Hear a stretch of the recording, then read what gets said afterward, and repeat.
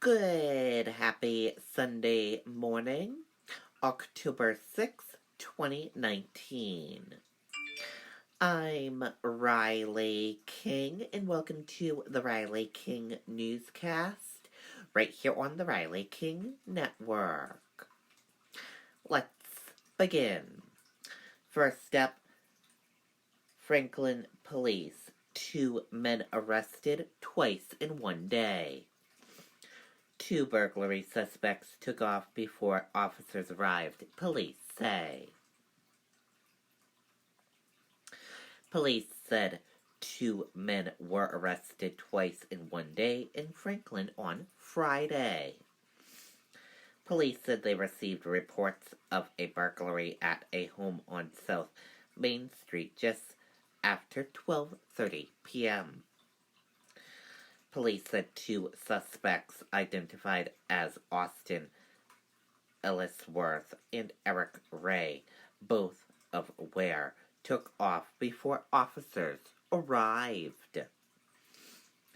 The men, who were both arrested earlier in the day for separate crimes, were then seen running into the woods along Northern Rail Trail, police said.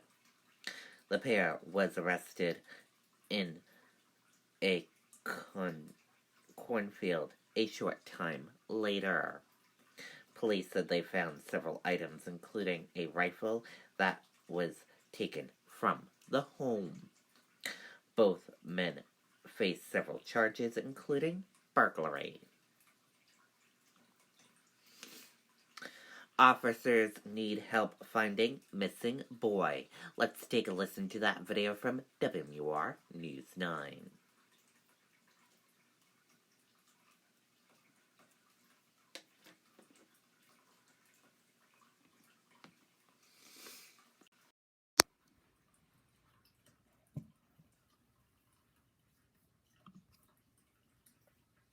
When family and friends come together on a beautiful day, what better place to be than in your own backyard? Also right now, police in Londonderry are looking for a 15-year-old boy. Ricardo Perez was last seen early Saturday morning. He was wearing a black and camouflage sweatshirt with blue jeans. Anyone with any information about the missing teen should call police. Okay, and there you go on that video and that report.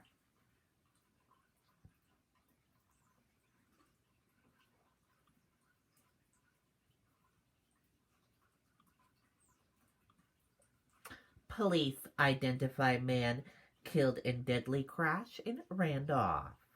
Let's take a listen to the video from WR News 9.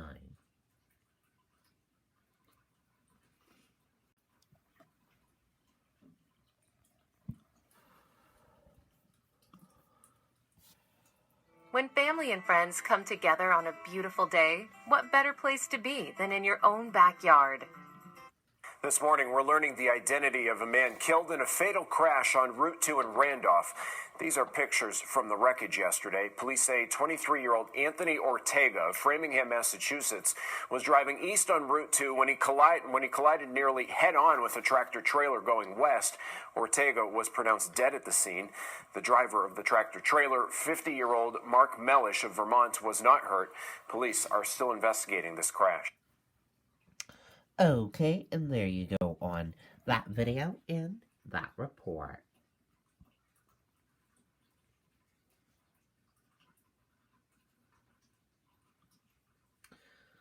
Official anthem singer for Boston Bruins performs at alma mater. Todd attended Plymouth State University. Let's take a listen to that video from WR News 9.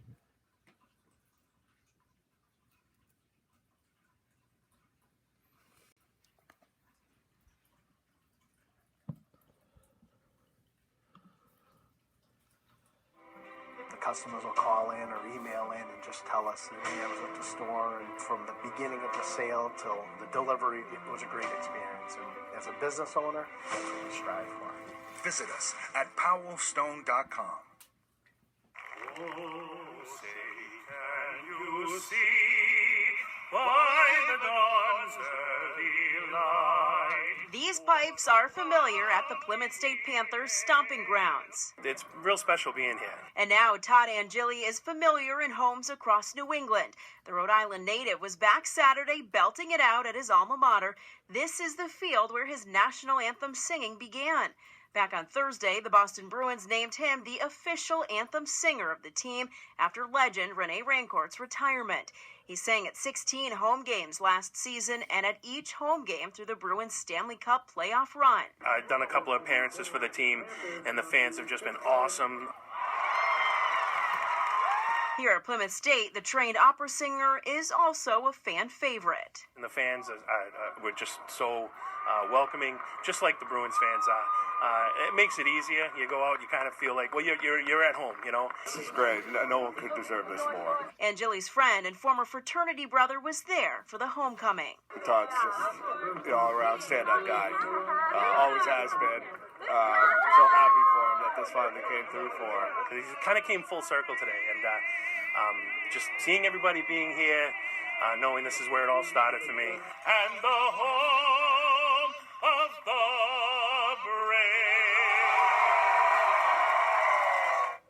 So exciting for him, and Todd will perform the anthem at 80% of the team's home games this regular season. He currently lives in Lynnfield, Massachusetts. He's a probation officer and also a bartender at TD Garden.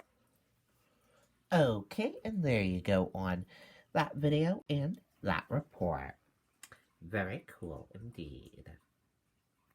We wish him the very best on his singing for the Boston Bruins games. Members of New Hampshire National Guard honored ahead of deployment. Let's take a listen to that video from WMUR News 9, Siobhan Lopez.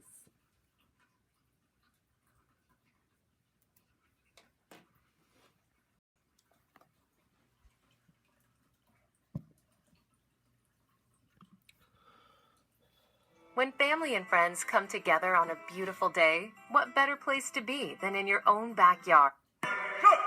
Members of the New Hampshire Army National Guard 238th Medevac Company honored by their families as they prepare for deployment. Liz, Iraq, Afghanistan, Bosnia, Guatemala, New Hampshire, and the Whites. This unit is always there and always ready. For most, it's their first, but for Dan Jocks, Deployment number 6. Thank you for your service. It's a great day of pride, and it's a great day to be able to say thank you, to be able to have everybody come together. Christopher Waring is pinned by his eldest son, Jameson, as he's promoted to Chief Warrant Officer 2. His wife, Carrie, knows how he's feeling. Up until this summer, she was a member of this unit. But now she continues her service like so many families do, sacrificing time with a loved one so they can serve. It's really rewarding because I went through the whole process, and now watching him go through it, it's also hard. I served with all these people overseas, and now they're all leaving to go again, and I'm not going with them, so it's bittersweet. The more than 70 from New Hampshire will soon be reunited with members from their sister attachments from Ohio and Michigan.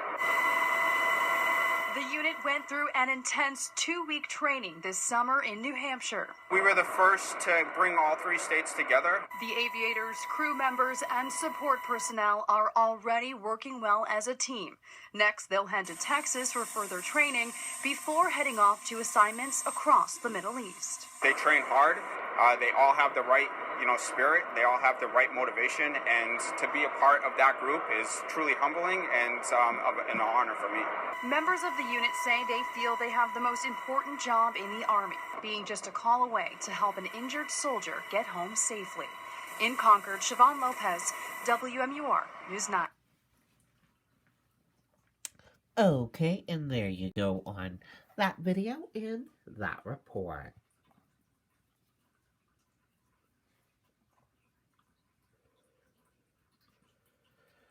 U.S. Coast Guard searching for missing man and 3 children off Kennebunkport coast. Let's take a listen to that video from WMUR News 9, Tim Callery.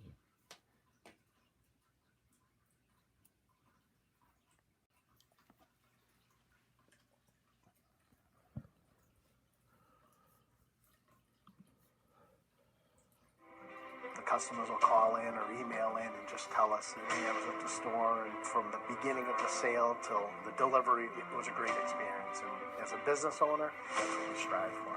Visit us at powellstone.com. Sharice, just a frightening ordeal playing out in the Atlantic tonight. The U.S. Coast Guard has been providing updates on the search on social media all afternoon and evening, but still no word on rescues at this time. The Coast Guard first tweeting about the search around 1:30 this afternoon, reporting an active search with rescue crews from Portsmouth, South Portland, Maine, along with the Cutter Reef Shark patrol boat and local agencies. They're focusing on an area about 10 nautical miles off the coast of Kennebunkport, Maine. Officials say the four were reportedly aboard a 14-foot boat when they lost communication with the Coast Guard.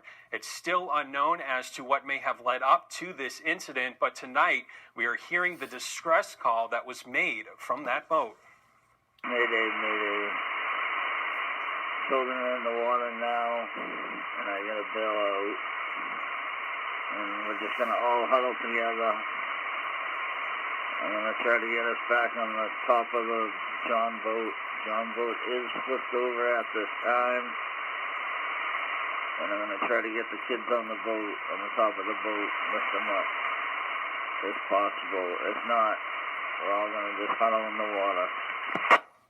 And right now, the names of the missing people have not been released. It is believed they do have life jackets on. The Coast Guard says crews from Portland and Portsmouth have returned to shore, but the Cutter Reef Shark will remain on scene and search throughout the night. Live in the studio, I'm Tim Callery, WMUR News 9. Okay, and there you go on that video and that report.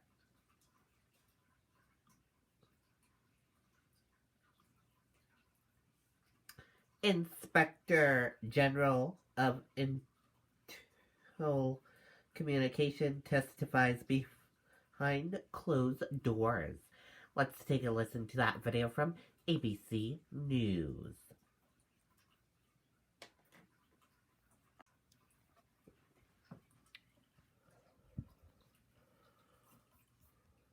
The Inspector General for the intelligence community gave a deposition behind closed doors as House Democrats look to gather testimony from key witnesses.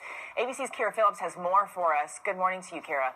Good morning, Eva. Well, as the president resists Democratic attempts to produce documents and administration witnesses for this impeachment inquiry, the clash between the two branches of government intensifies.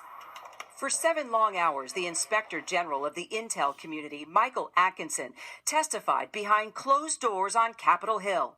It was Atkinson that deemed the whistleblower complaint at the center of the impeachment inquiry an urgent concern.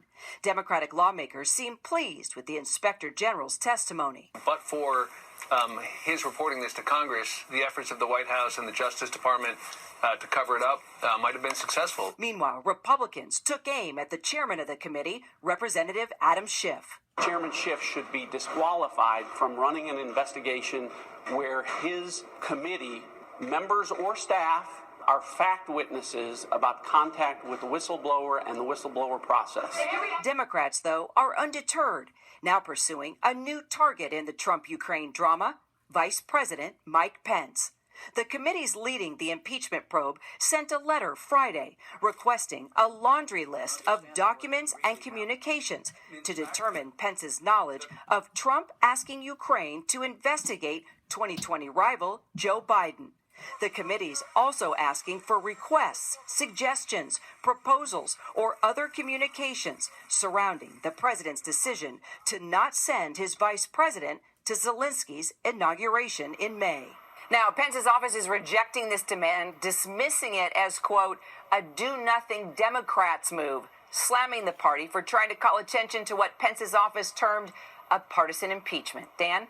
Kira, thank you so much. Kira Phillips on Capitol Hill for this morning. So much to talk about here. So let's bring in our ringer, ABC News chief political analyst Matthew Dowd. Matt, great to have you on set on a Saturday morning. Did you add this extra hour just because of what's going on? Yes, exactly. We want to give you room to breathe.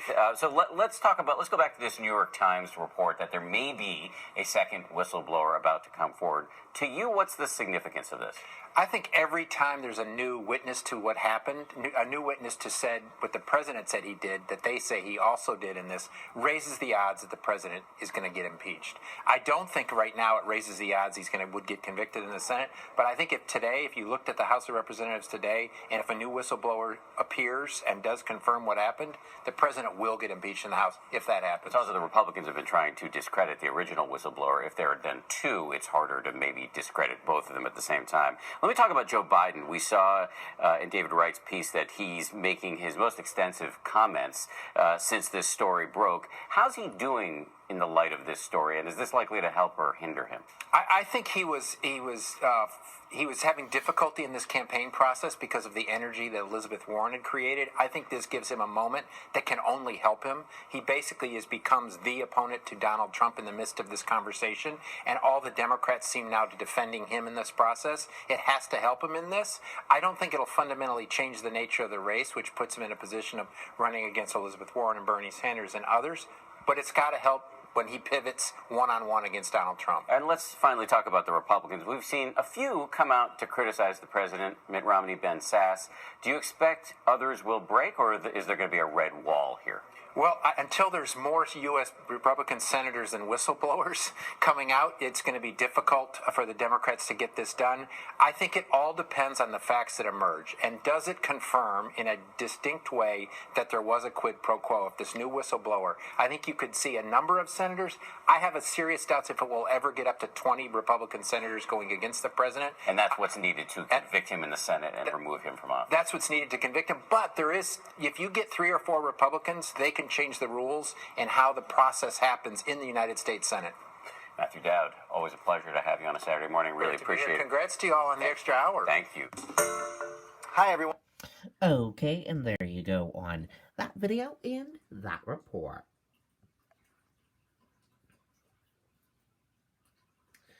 And now let's take a look at your New Hampshire event calendar for October 6th. First event we're talking about, Smitty Knows Rockfest Half Marathon and 5K at Hampton Beach in Hampton, New Hampshire. Time from 8:40 to 2 p.m. and price is $59.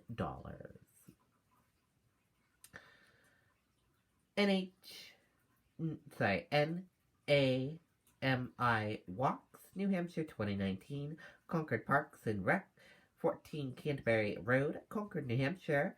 Time at 9 o'clock a.m. and price is free. Beginner Stained Glass Box Class with Suzanne Rice, Legend of New Hampshire Crafts Meredith at 279 Daniel Webster Highway, Meredith, New Hampshire. Time from 9 a.m. to 5 p.m. and price is $48.